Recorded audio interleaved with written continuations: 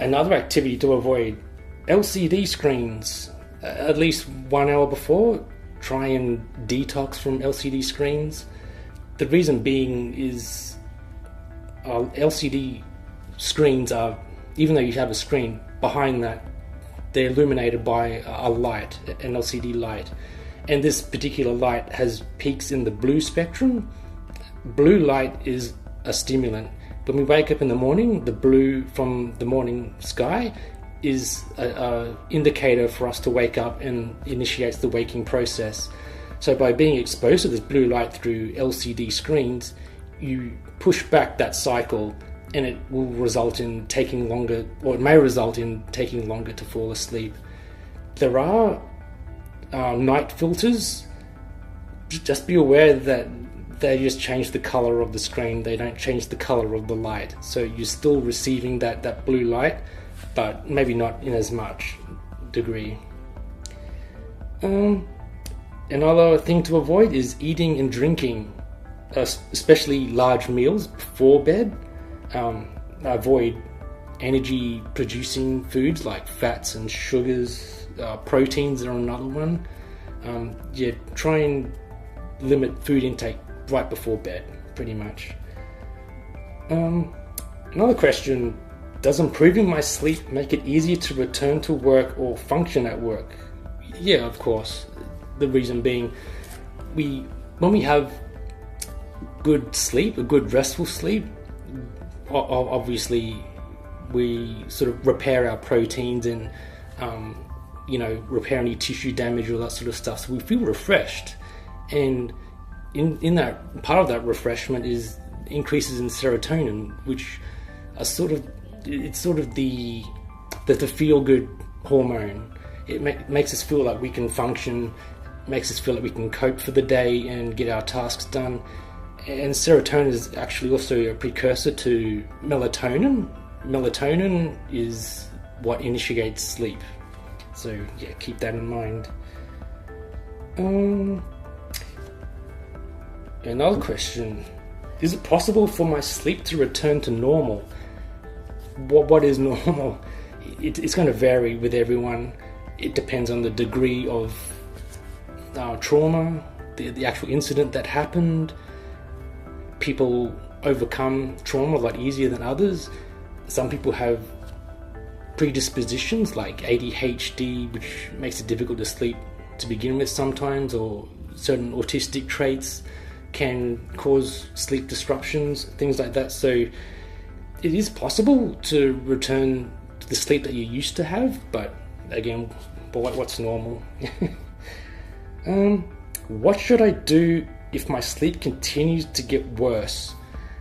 I think something you would go over with a psychologist. I think someone like myself is really interested in sleep would come up with a plan, like some strategies to sort of help you get back to a restful sleep.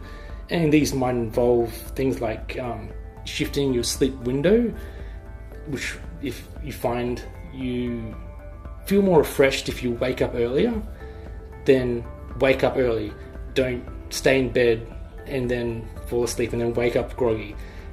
And taking note of the time you go to sleep, that's sort of your sleep window, and discussing with your therapist will sort of determine what is your optimal sleep window and work towards shifting that. Sleeping quantity or sleep quantity, that would involve expanding that sleep window. Sometimes it's not possible with kids or workloads and things like that, but there are some behavioral things that you would go through with your psychologist on trying to focus on expanding that sleep window. A drastic technique is sort of like a hard reset of sleep, where you don't sleep for 24 hours. You build up that need for sleep to a really high level and go to bed at whatever suggested or prescribed bedtime has been given to you, and then sort of fall asleep, wake up, and try and maintain that from then on as your sleep routine after that hard reset of no sleep for 24 hours. It's a bit drastic, but it's been effective. Another suggestion is to see your GP, because there are plenty of other factors involved in sleep quality, like sleep apnea. Sometimes pain can keep you up. Especially after a workplace injury, there's going to be some pain that might irritate you in the middle of the night. So your GP can sort of offer advice in that respect. Again, don't try and force sleep. That's not good. If you find some of the strategies don't work and you still wake up in the middle of the night, try getting out of bed and do something. Try getting out of bed and do something that's soothing and unstimulating. This might involve reading a book that's not very interesting, watching a documentary, listening to relaxing ambient music. Also podcasts could be a good thing. And the idea is to engage in something that's soothing but not stimulating. Anything that's stimulating, like reading a book that you're really interested in, or watching an action movie in the middle of the night, that's going to set your need for sleep back a little bit and get you a little bit stimulated, and it might be hard to fall back to sleep once you get back to bed. So yeah, I hope that you find something useful in that. I had fun making it, and if you have any questions or problems with sleep, I look forward to working with you if it comes to that. Take care.